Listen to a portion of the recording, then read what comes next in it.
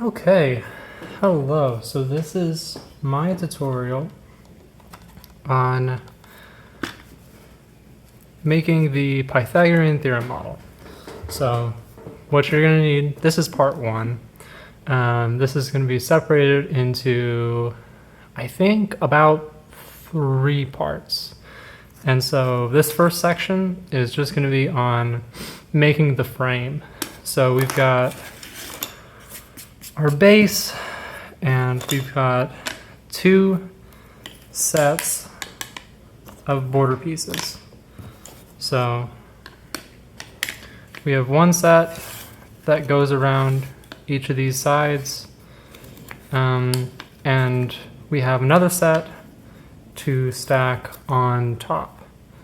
So this is going to be stacking 2 high, and then there's the cutout for our middle piece, which has slots for the balls to roll through. And then we also have the cap, which goes on here. And it's what you'll see through the acrylic piece.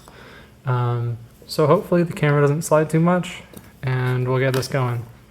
So just generally, this is a really tricky model to build because there's so many small pieces. You gotta make sure you get, especially this stage, you're gonna want to get this like very exact, because this first stage will determine how the rest of it goes. Because on top of this, you're gonna need the acrylic, and then outside of the acrylic, you're going to have the braces, which have to go in. And so sometimes you'll have to, you might have to file things down depending on if you don't get these lined up perfectly when you're building the first part of the frame. So usually what I like to go through is start with this, and then for this we just use good old glue wall. I'm going to use this one, and as always, a LaCroix. So first we're going to take down this middle piece. Doesn't really matter where you start, and really you want to get kind of the minimum amount of glue that you need for a piece. Really just a light spread over the top. Hopefully you can see that. And so then we'll push down, and then I like to wiggle it a little bit to get it around every side. And you'll just push it down into here so you can see that the lines match up around it. And so that'll be good. And then we're going to wait for this piece to dry for a little bit. And so then we're going to start building the frame around the model. So what I like to do is I just like to take this, and really you just want to run a small line around it all. Now if you're not used to getting this pretty exact, then you're going to need to use your fingers. Don't be afraid to get a little messy with this, and just a very light coating around it. I mean, this is probably too much on this side, just to give you a reference. So we'll just slide it down here. You're not going to want to move this much because it will come out of the sides when you push down. It's just the nature of it. So you're going to push down around it kind of gently. You want to make sure this is kind of flush as much as you can with the sides. So see how this isn't exactly perfect right here? I don't know if you can tell. So you want to move that in just a little bit and just really run your fingers around it all, because these pieces are so small that most of the time you won't have any like sharp edges or anything after you cut it. So you can rub it and don't worry about getting splinters or anything like that. And you're just going to make sure it lines up around the side. Just keep feeling around as you go around it. So I like to do the largest one first, and then I'll take a smaller piece and we're going to put it down on this side. Notice, important thing to note, one side will have a lot of kind of the markings from when it got lasered. the other side won't. I like to keep the marking side down so you don't see it. And also, it won't even go on this way. So notice how the corners are made to intersect where you have a not sharp angle between the largest square and the smaller square.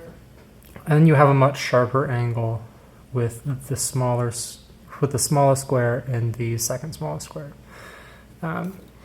So it can only ever go on this way, which is the right way. So I'll just take it again and glue around.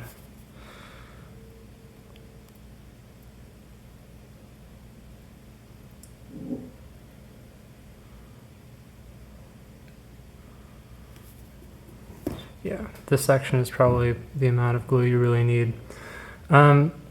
It's not super important that these stay on like with the most strength because we've iterated enough that the braces provide most of the structural integrity that you'll need. So the glue wall is strong enough that it could stay on by itself. You don't have to worry about that.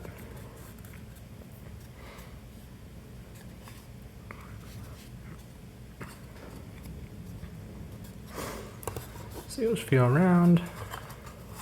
Notice how this section is pretty much flush right here, which is nice.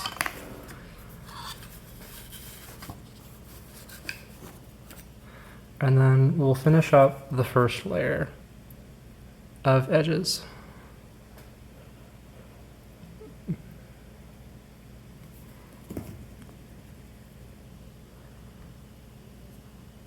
Notice the only way that it's able to go on right is with the cleaner side facing up, and then it should end up pretty flush down here. I'm noticing that my camera is off a little bit. I'm going to lift this up a bit.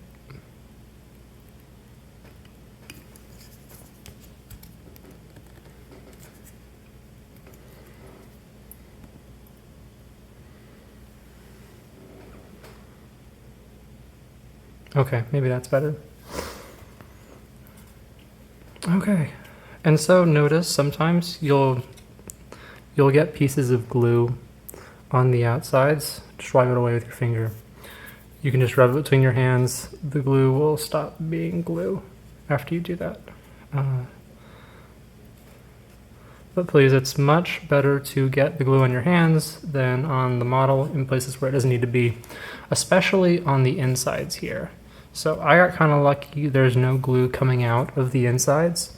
If there is glue coming out of the insides, you'll definitely need to either, maybe you'll rip off the corner of this and slide the edge inside. That can be a good way to get the glue out from the inside. You don't want the glue to stay on the inside because when we fill this up with beads, there is a chance that in the process of gluing, maybe the glue doesn't set well enough, or like a bead could get stuck to the outside of here and then it won't come down once you actually use the model. So we don't want any beads to get stuck on the outside. So let's make sure there's no glue on the inside while we're doing these. So then we'll just go back around again and do our second layer. I find that the second layer is almost easier than the first layer because it's easier to tell when you're not flush with the sides because there is more space for your fingers to slide around. Didn't quite get enough, so I'll just dab around the sides.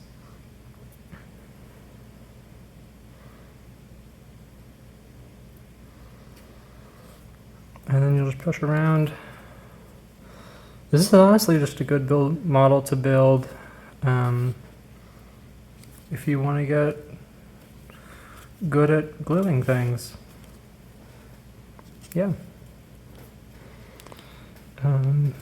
So then, especially because the largest piece is a little bit more flexible, you need to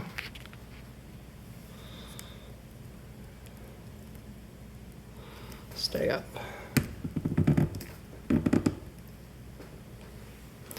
Okay. It's still centered. Okay, cool. Yep, so you're just going to make sure you can double check. I noticed that this isn't quite exactly flush, so we're going to kind of use our fingers on both sides and push more with the thumb to try to slide this back. It's pretty much glued now though, which is a little bit unfortunate. So there's a little bit of a space here, so I didn't do this one quite right. But that's all right, that's part of it. So we'll keep note of that for later, and I might have to sand this side down when we're putting the brace on. And that's all right. I built like 12 of these before this, and only 2 of them didn't fit the brace before. So generally it's all right because you're gonna have a little bit of leeway. So we can just finish with the rest of this.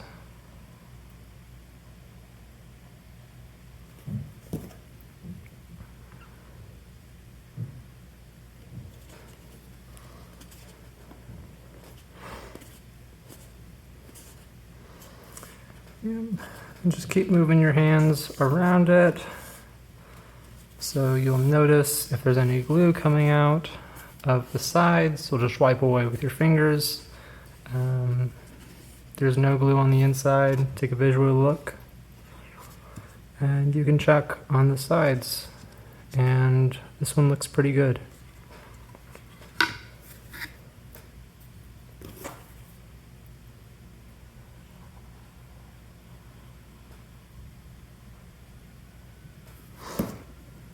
A lot of the times I don't even squeeze the glue. You can just use gravity and let it kind of fall out. That's usually good enough for getting, you know, the small amount of glue you need for these pieces.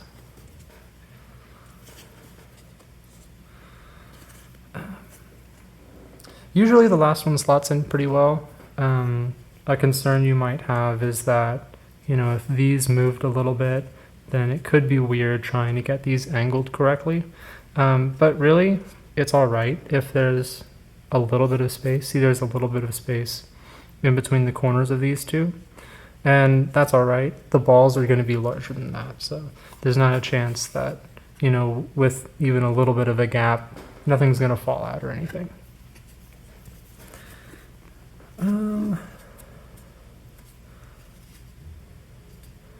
then running the hand around, everything looks pretty good on the inside. I had to clean a little bit off. It'll just get in your fingers and you can just rub it away. And so that's 2 levels stacked. And so we're not going to want to touch these a whole lot. They're pretty strong, but I like to let everything kind of sit and cure. Because, I don't know, most of the time I give it 24 hours. So for the cat piece, you're going to make sure you don't glue onto this piece because this is smaller than this triangle. So you're going to make sure you only put glue where it intersects. So you're going to put the glue, just dab it around. This section, I didn't really spread that great, so I'm just going to take my finger and spread it for it. And then you'll slide this on. So notice that this represents the triangle built by these squares. So you make sure the smallest side is with the smallest triangle, medium side with the medium triangle, large side with the large triangle. It's the only way it fits. But for this, we're really just going to want to press down, and we're holding along the sides. We're testing if it fits by both, number one, holding our fingers to the sides and seeing where the bottom piece intersects with the top piece. So where we just glued together, we're going to make sure that those 2 pieces are flush. The small piece and then our triangle cat piece. And we're going to make sure that it exists for all 3 sides. And then also visually, like take a look. Like, does this look like a square with this triangle in this spot? And it looks pretty good. And you're going to visually just make sure it kind of looks right.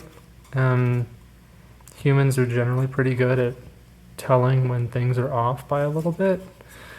And for the purposes of this, it's important to just get a visual on the look, because when we put our acrylic on top, there is a line built for where the edges of the triangles are. So you want them to generally line up with that triangle. And we'll get into that in part 2, because we're letting this dry, and then in the next video I'll be putting beads into this and then sealing it up with the acrylic top. Thank you.